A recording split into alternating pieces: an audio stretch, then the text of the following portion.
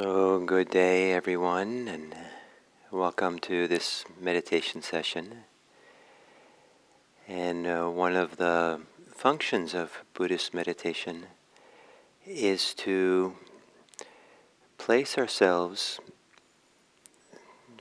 squarely, fully into the vibrant and dynamic, pulsing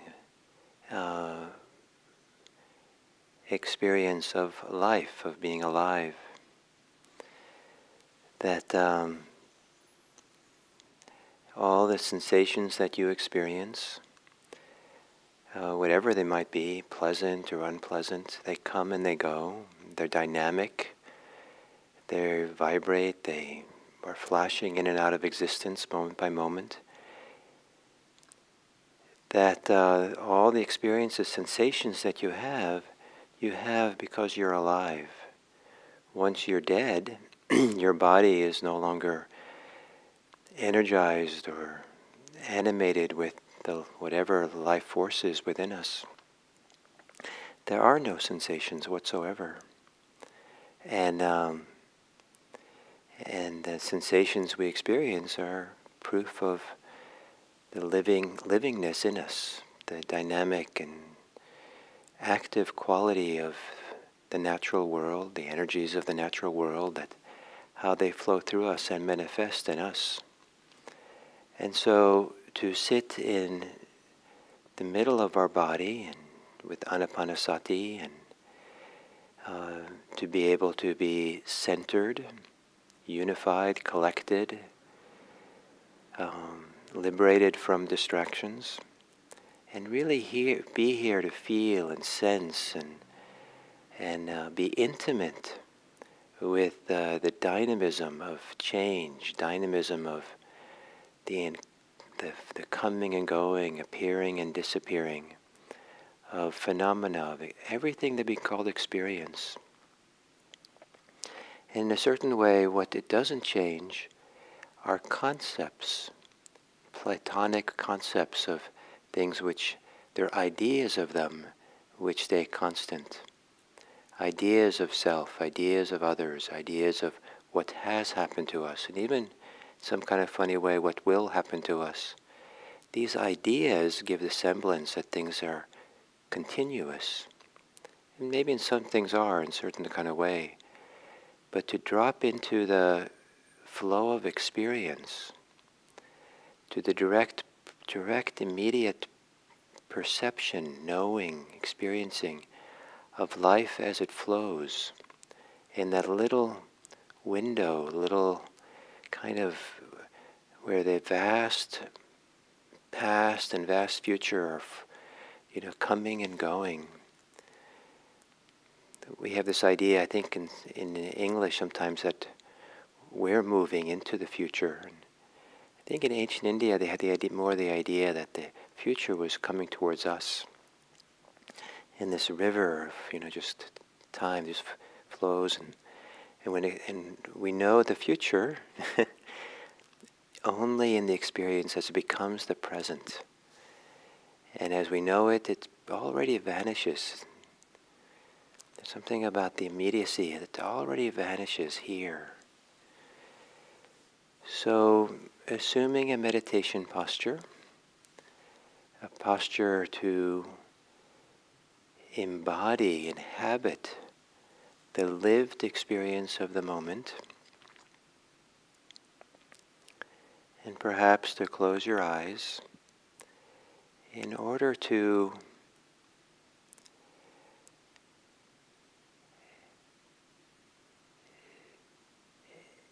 be inside, sense and feel inside your life, your body. Sometimes with the eyes open, we're looking at things externally and pulled into the external world. The eyes closed, the idea is to come into this intimate world of our physical embodied experience in the immediacy of here.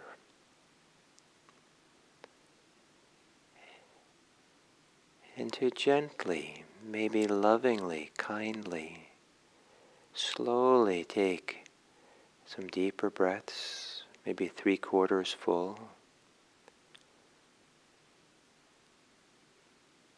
Taking deeper breaths so that you're slow and careful enough that you, almost like you're savoring and enjoying this, the feelings in your body of the chest expanding, the belly expanding.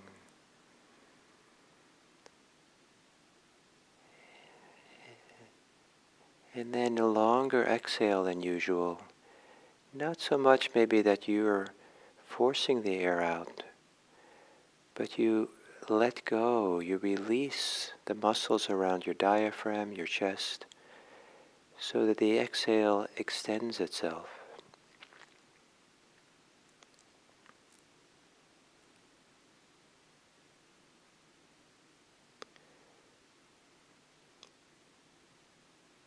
As you have these long exhales, also relax other parts of your body.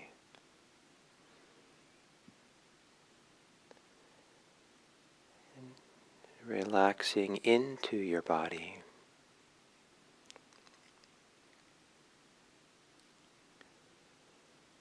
And then again, lovingly, gently,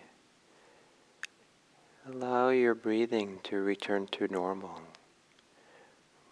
without the need for any clear idea of what normal is. Just allow your breathing to breathe itself.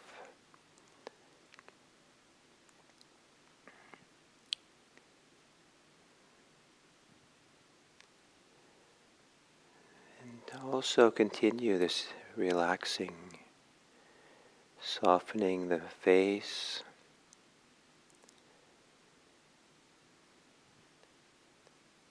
softening the shoulders,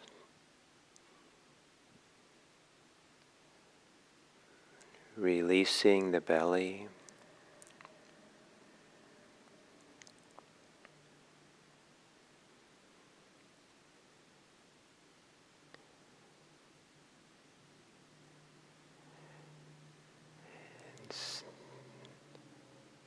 And somehow maybe even releasing all the holding, the global holding of the body, holding it all together. No need to in meditation. To relax, release.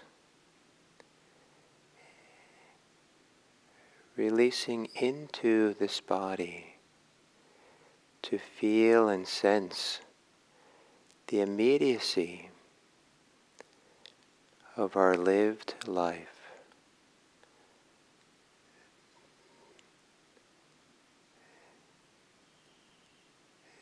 The experience of sensations.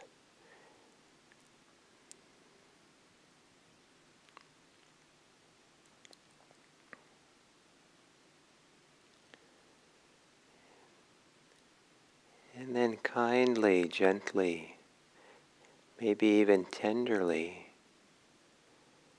and determinedly center yourself on the experience of breathing.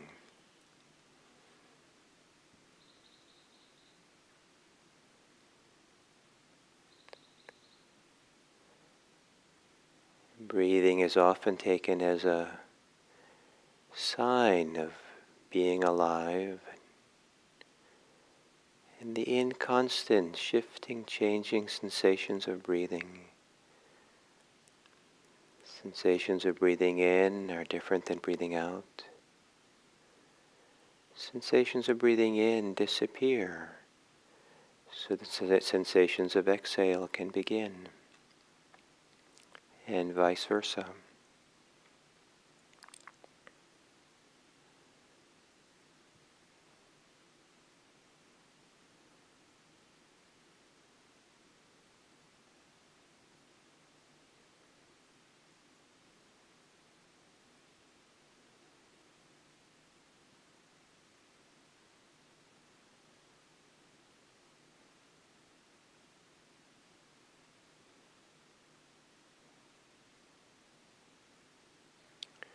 regardless of how pleasant or unpleasant your breathing is, to feel it and experience it,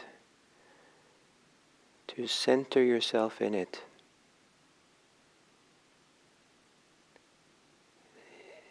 Is to enter into the intimacy and of being really here with our lived life.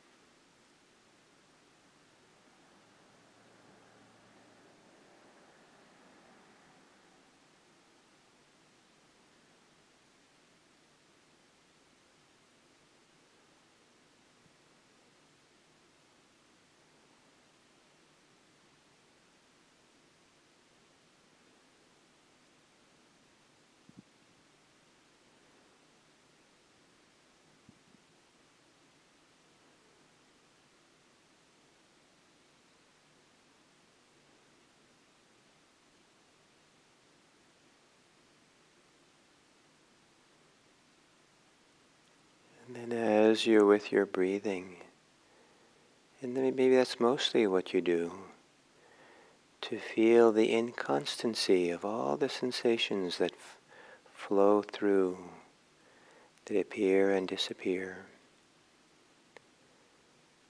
And perhaps as you do so, you relax and open everything around the breathing.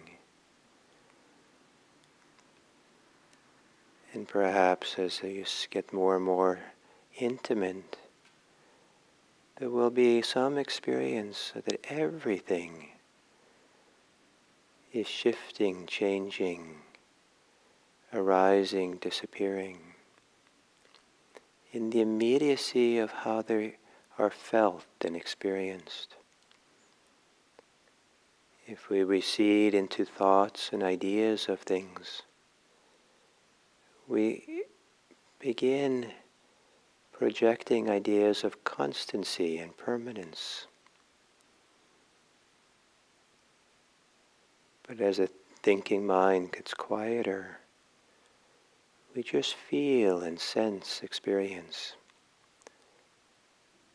Breathing in and breathing out with all the inconstancy of things coming and going.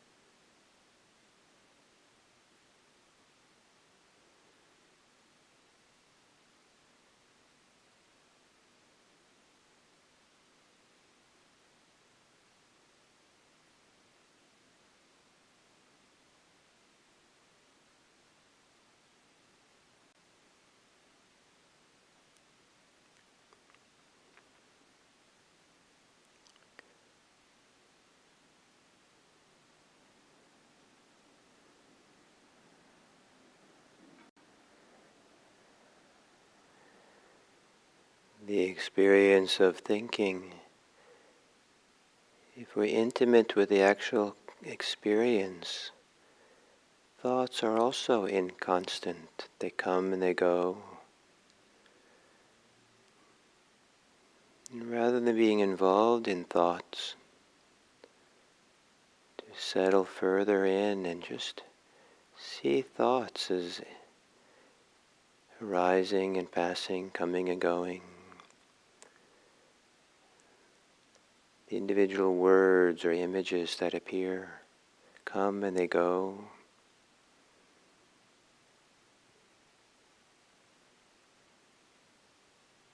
In the intimacy of the moment, everything is part of a field of appearing and disappearing phenomena.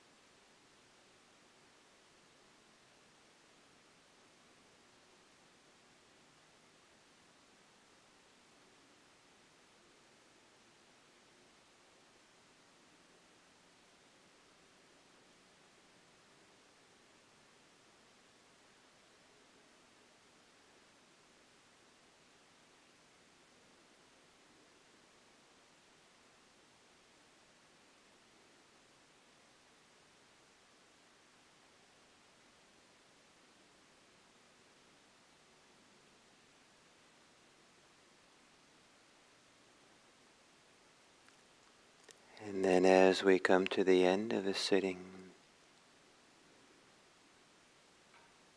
there's something about being at rest in the middle of change, settling back as if we're sitting in an easy chair, allowing everything to move and change and appear and disappear freely without us interfering with them, feeling safe and comfortable, just letting the things, everything come and go, everything.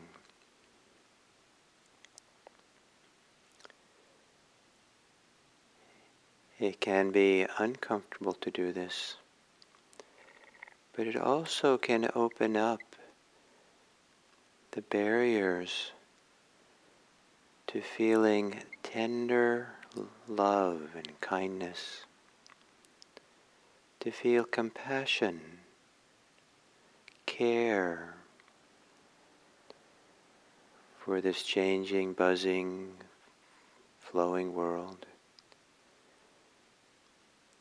Because what that gets in the way of our love is something we're holding on to, something that that blocks or covers over. But when everything is buzzing and changing, but we're at rest with awareness, there can be a greater capacity for compassion for all this.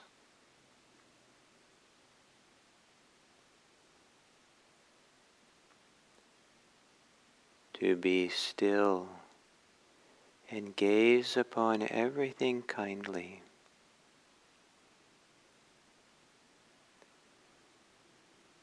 To be still in the middle of all the change.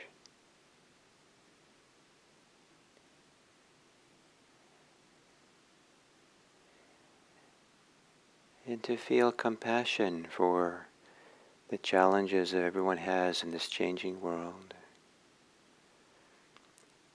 To feel the joy, mudita, that because things change, things also get better for people. And because we're not holding on to anything, there can be kindness.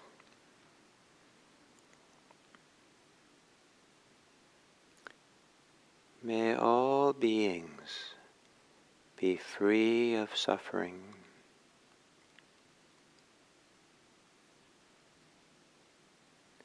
May all beings celebrate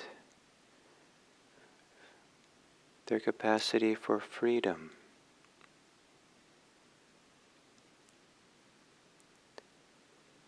May all beings live in a world of kindness and friendliness. May all beings be the kind and friendly ones.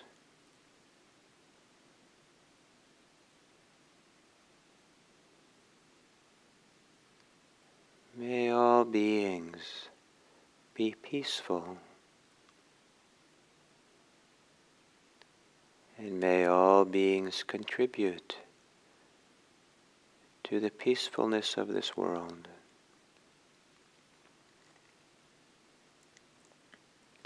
May all beings be free. And may all beings support the freedom of others.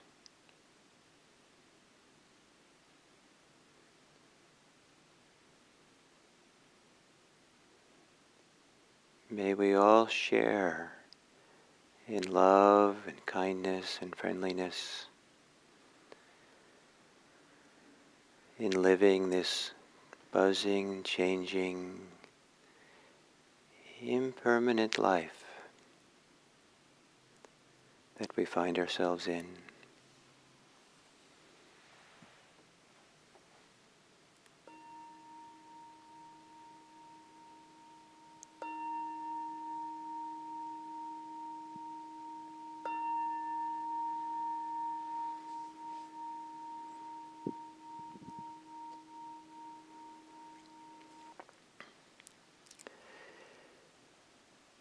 So, in this process of anapanasati, mindfulness of breathing in, mindfulness of breathing out, we've come to the core, heart of it, the insight aspect of it. And the purpose of insight is to liberate us, to free us. And it involves a very clear centering ourselves in the core dynamism, core aspect of how this life is. And all the steps before, in a sense, are preparing us. And preparing us, and I want to emphasize how important this preparation is. Certainly preparation for what we're doing in the last steps.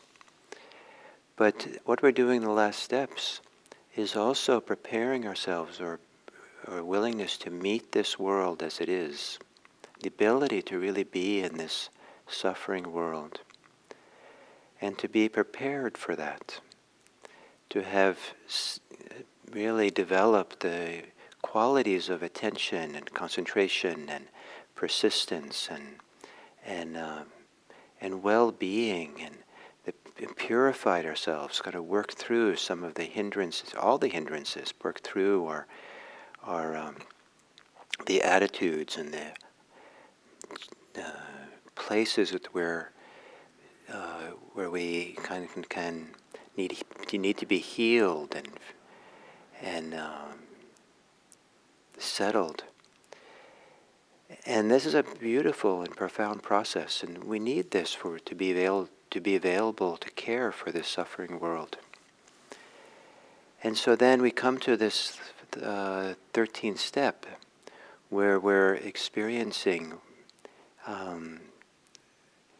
observing impermanence or inconstancy. And this has three different aspects that things are changing and inconstant. One is there is loss. Things disappear. But also the very fact that things change allows for new beginnings. The fall gives birth to the winter gives birth to the spring. Things pass away in the fall, die away, and then get reborn in the spring. And they need this cycle is what we need. And so we live in a world of tremendous suffering, and so much that we experience in the news now for so long. And the amount of hate that gets expressed in violence and killing is astounding, and it's been going on since the time of the Buddha. And so how do we address this? How do we meet this? And so anapanasati is this beautiful practice of profound practice. Maybe I shouldn't use beautiful in this context, but a profound, helpful, and healing practice that just to stay constant with the inconstancy of breathing, the rhythm of breathing, frees us from the contractions, the resistance, the fears, the preoccupations, the distractions of the mind. It allows something to be settled and to come into kind of harmony and ease that allows for the self-healing qualities of this human body and heart to operate. It makes room for some of the most beautiful qualities of who we are to surface and come forward. And so to really be able to dip into the inconstancy and the changing nature of it is to have a direct confrontation with what's most difficult in human life, but also with what's most wonderful and healing in this human life as well. And because things have changed, not only is it there's loss, and there's also the disappearing of things which are not useful or that are painful and difficult. Suffering disappears as well. And so part of the inconstancy and the changing and permanent nature of all this is a rich, rich world of so many things that we enter into, sometimes simultaneously, where there is loss, but with loss there's also gain. Or in the sense that we also lose our suffering at times. And with the new arising of things, appearing of things, some things that appear are not good. But also there's possibility of good things. And then the teachings of the Buddha, to really see and feel and be in this current of change, gives us some agency to shape how we experience and how we are in this world. And we certainly can't change the world dramatically, most of us, but we can change our immediate world. We can't change ourselves. And the practice has a lot to do with understanding change and finding a way to harmonize with it and work with it so that we cultivate ourselves, we develop ourselves to become better people. So to prepare ourselves for this world so that we have resiliency, we have open-heartedness, we have non-clinging, we have non-hostility. It's a powerful thing to to work with the changing nature of this world. In Vipassana practice, we're working with that changing nature of the world all the time, but it's not often emphasized. But now in this 13th step of Anapanasati, this is the part of the world that we're really working with. We're entering into this flow and the change. And it's maybe easy to, at least for a teacher to say what I'm about to say, but maybe much more difficult to do it. And that is that to really enter into this part of what the Buddha was emphasizing, to really observe inconstancy, means that we're no longer in the sway or caught in or seeing the reality through the lens of our concepts and ideas, our stories. And all those also are part of the inconstant world, the changing world. And stories come and go, they arise and they pass. There's all this change and flow and movement in the story-making mind and the concept-making mind. Everything is flowing and changing. And so how do we really get into that and really rest in it? The Buddha taught that because it's liberating. That's where freedom is found. And it's the core insight of the Buddha's teachings over and over again is to see inconstancy, is to see change, is to see, maybe we can say the word impermanence. And it represented by a number of things, kind of the first person who was enlightened after the Buddha was hearing the Buddha's teachings proclaimed his awakening with the statement, everything that has the nature to arise has the nature to pass away. Everything that arises passes away. The Buddha explained that everything is inconstant. Everything that is an experience. Concepts might not be.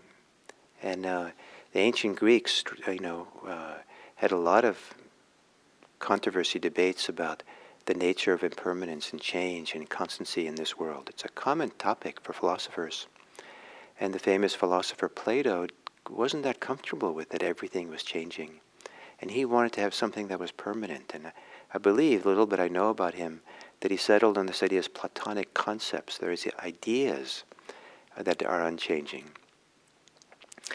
But the ideas are not direct experience. And the Buddha over and over again was placing ourselves in direct experience, breathing with it, being mindful of it, feeling it, and really entering into this inconstant world to know it, because that is the way to freedom. So I said, the first person who was enlightened said that everything that has a nature to arise has a nature of passing away. There's something about that insight that was liberating. When the Buddha died, the final statement that, the first statement, I believe, one of the first statements someone said when he died, it became kind of the funeral chant for Buddhists. It also became, it's said to be the sayings or the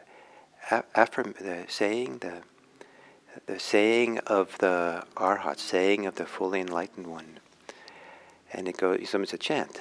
In Pali, it's Anicca Vata Sankara Upadava Yudamino Upakitua Neruchanti Tesang Vupasamo Sukho.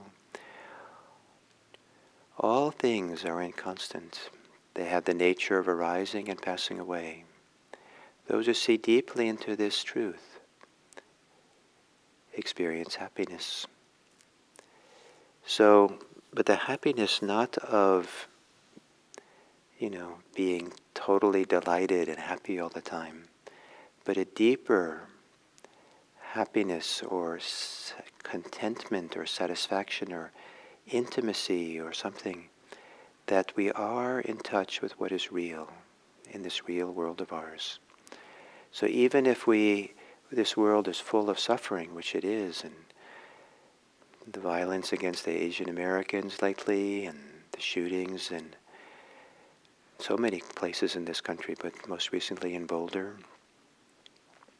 is, you can't say we're happy in the relationship to that, but there can be a feeling of rightness, that yes, if this happens in the world, we want to be present for it, we want to know it, it's right to be aware of it, even if it's painful, even if it's what touches some of the deepest strings in our hearts. But to have the capacity that if this is what's happening, yes, let's be present for it, let's breathe with it. And all the steps of Anapanasati can be relevant for this, the feeling that pain. But to feel that pain is not the same as to feel suffering. And this freedom of this practice, the rightness of this practice to feel this world, be present to this world, without suffering, but willingly feeling the pain of this world, so that we can also have compassion for it and care. So we prepare ourselves for all what this world has to offer, so that we can offer ourselves as someone who is loving, compassionate, caring, and that we live in this world in a way that supports the betterment of all beings everywhere. May all beings everywhere be free. Thank you.